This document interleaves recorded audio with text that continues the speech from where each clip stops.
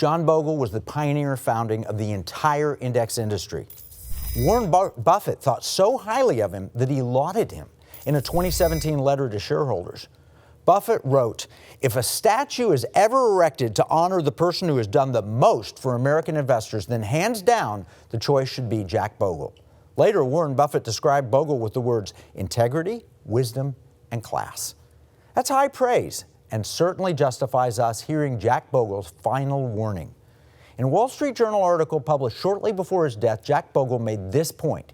He said, "Professor John C. Coates of Harvard Law School wrote that indexing is reshaping corporate governance and warned that we're tipping toward a point where the voting power will be controlled by a small number of individuals who can exercise practical power over the majority of U.S. public companies."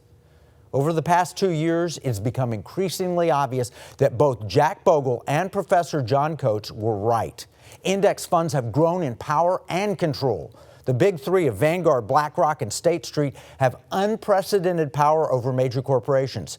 They aren't the real owner of the shares. You are, but they have the voting control. Bloomberg addressed the same problem in an article last year titled "The Hidden Dangers of the Great Index Fund Takeover." This is Bloomberg. They stated, "The big three, BlackRock, Vanguard, and State Street, are the most important players in corporate America, whether they like it or not." The article acknowledges that the big three are already dominant and control the most important voting block of shares in existence. Of course, they give us the index fund response that, we shouldn't worry. They said the fund companies say there's nothing to worry about because they don't vote as a block. Not true. And index funds don't buy shares to pursue any special agenda. Not true again. They just buy whatever's in the index, usually in proportion to its market value. Yeah, I guess they don't buy them to pursue the agenda. They just vote them to pursue an agenda. Is that answer fair? Well, actually, Bloomberg didn't seem convinced. They stated, "And yet voting power is voting power.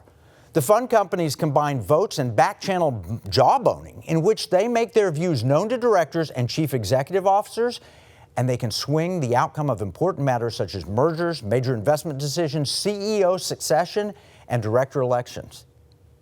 Even if no fund house has the ability to decide the outcome of such matters alone, and I disagree, BlackRock does, they're potentially the most powerful force over a huge swath of America. Alarm bells have begun to go off with some regulators as well as with ideologically diverse array of academics and activists." About 2 years after John Bogle sounded the alarm, and less than 2 years after Bloomberg echoed it, I can tell you what they so greatly feared has already come to pass. The index fund industry already has sufficient control to force companies to toe their line. And in most cases, this is a progressive agenda, demanding that all of corporate America suddenly become woke. Do you wonder why Coca-Cola would teach critical race theory and tell you to be less white? This is why. They want to please their market masters. This is why toy companies are calling toddlers racist. This is why ExxonMobil now has 3 directors on their board who want to end the use of fossil fuels. That's a move that would essentially put Exxon out of business. Of the big 3 index providers, as a company, BlackRock is clearly the largest, now with $10 trillion of managed assets, and they're throwing their weight around. Let me quote from The Hill. It says, "BlackRock's choice, investment fiduciary or political activist? Astonishingly, BlackRock now threatens to vote against directors who don't incorporate its views on environmental and social issues, the E and the S in ESG investing. BlackRock says it will take a harsh view of companies that fail to provide it with the data it demands, even though Fink himself tells corporate CEOs that such reporting requires significant time and analysis and effort.